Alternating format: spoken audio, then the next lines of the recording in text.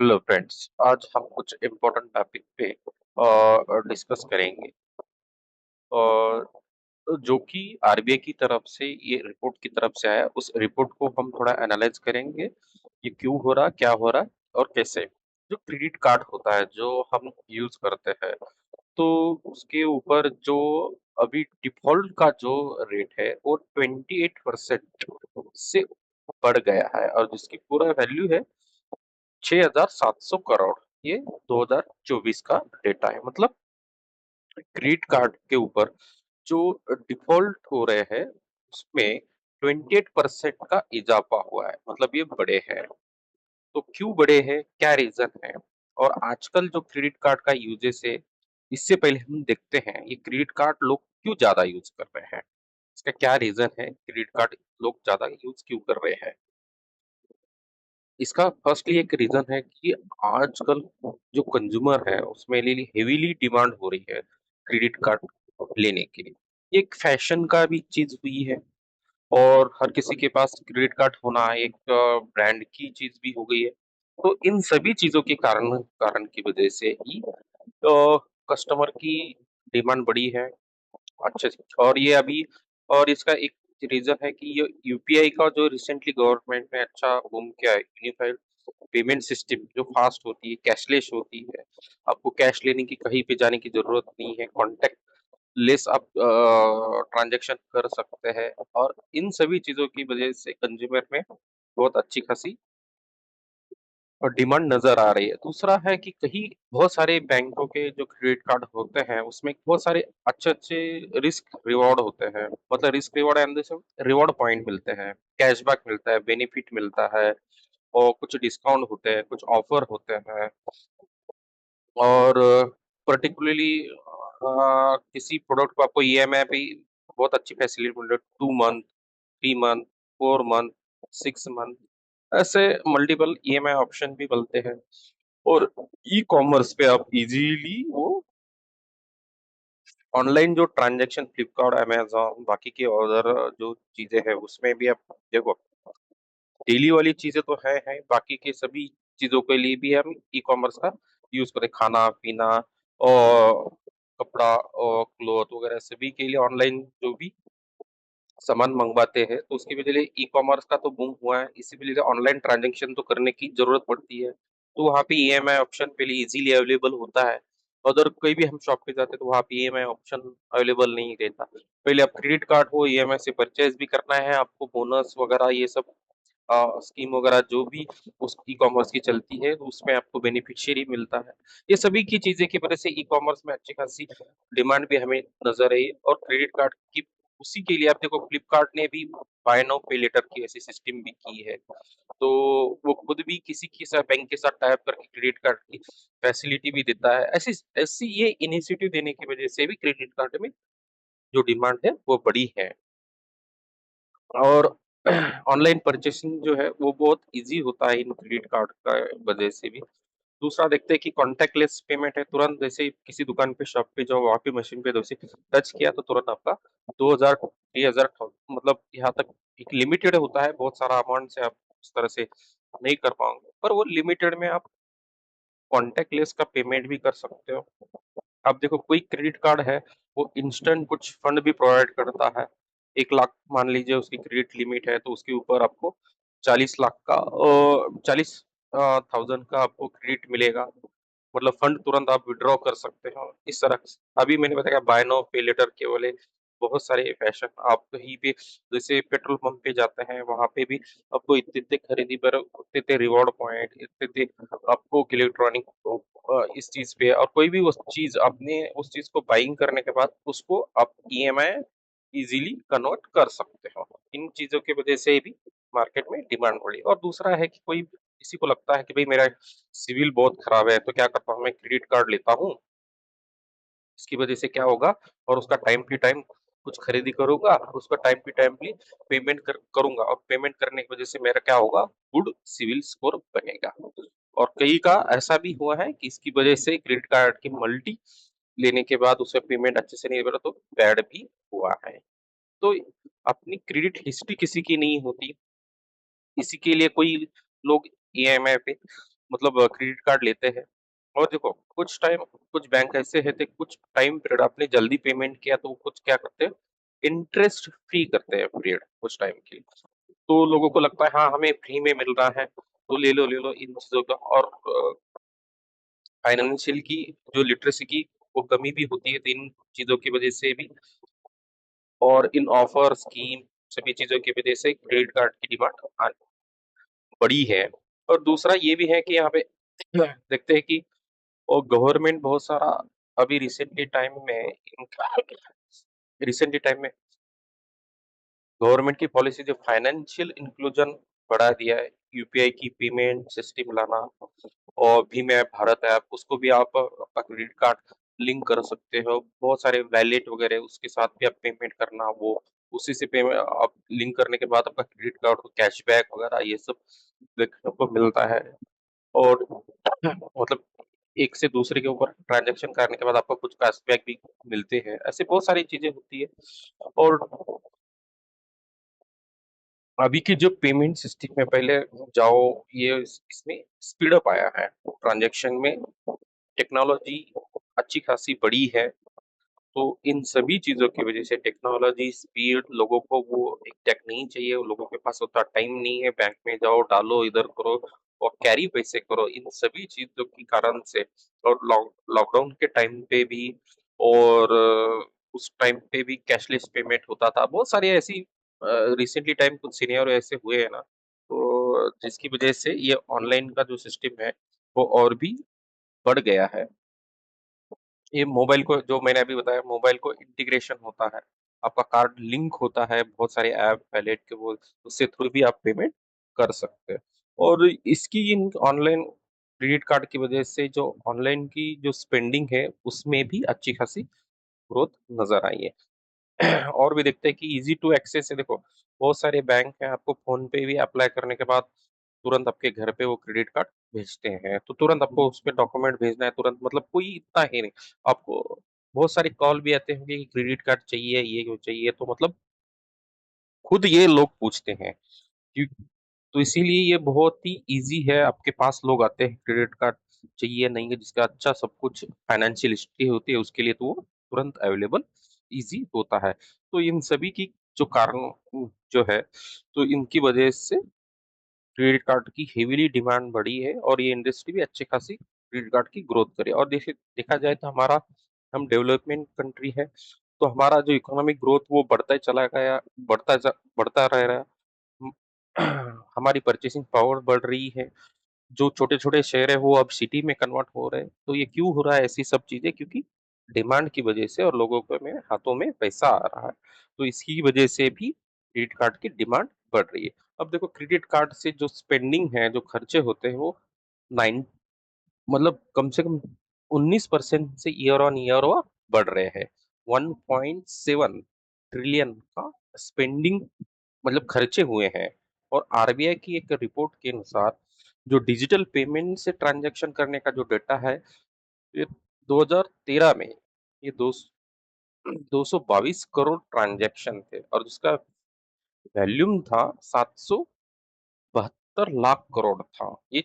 और अभी 2024 में कितना है, टोटल 20 लाख 20,787 के आसपास करोड़ ट्रांजैक्शन हुए हैं। और जिसका वॉल्यूम देखो 2,2758 लाख करोड़ का है। तो देखो ये कहा था 7,772 लाख करोड़, और ये कहाँ पे है, 2,758 लाख करोड़, मतलब कम से कम 4 गुना। तो ये 4x के ऑनलाइन का वैल्यूम ग्रोथ हो रहा है, मतलब लोगों की ऑनलाइन पेमेंट के लिए डिमांड और उसका क्रेज आने वाले टाइम बढ़ रहा है, ये पूरा पूरा इंडिकेशन यहाँ पे मिला है। और जो कार्ड इंडस्ट्री है देखो यहाँ पे ईयर ऑन 20% से ग्रो कर दिया लास्ट 5 ईयर में, मतलब 2020 से अभी तक कंटिन्यू। और ये अभी 2025 चल रहा है, इन 500 जो 24 अभी चालू है, 24 तक ये 20% से ग्रो और ग्रो कर रहा है। अभी ये देखो क्रेडिट कार्ड में सबसे टॉप मोस्टेड कौन पे है, देखो इसमें तो एचडीएफसी बैंक सबसे टॉप है, बाद में एसबीआई आता है, फिर आईसीआईसीआई बैंक आएगा, फिर एक्सिस बैंक आते हैं, बाकी भी S bank, IDBI bank, RBL bank, IndusInd bank, bank of Baroda, PNB, Canara bank, PNB, बहुत सारे हैं, ये स्मॉल फाइनेंस बैंक, ऐसे बहुत सारे हैं। पर एचडीएफसी बैंक और एसबीआई, आईसीआईसीआई और एक्सिस बैंक और कोटक और आरबीएल बैंक, ये है सबसे मेजर बैंक। ठीक है। तो देखा जाए तो अभी रिसेंटली डेटा जो दिखाया था कि ये देखो 7.7 करोड़ कार्ड सर्कुलेट है, पर अभी का जो 25 का डेटा है ये 10 करोड़ के आसपास तक पहुंच चुका है। ठीक है। एचडीएफसी का जो शेयर है 21% का है, उसके पास कम से कम 2 करोड़ के आसपास है। एसबीआई की थोड़ा ही फर्क है, ज्यादा कुछ नहीं, पर 9 उससे कम ही है एसबीआई का। ये फर्स्ट नंबर में एसबीआई, दूसरे नंबर पे, फर्स्ट नंबर पे एचडीएफसी, दूसरे पर एसबीआई, थर्ड नंबर पे आईसीआईसीआई, फोर्थ नंबर पे एक्सिस बैंक। इसका भी आईसीआईसीआई बैंक का 17% है, एक्सिस बैंक का 11% है। तो इस प्रकार के, और इनकी सभी ही टॉप मोस्ट जो बैंक है इनमें करोड़ों के आसपास ही, और इन तीनों में बहुत हेवीली कंपटीशन भी खास अच्छा खासा चल रहा है।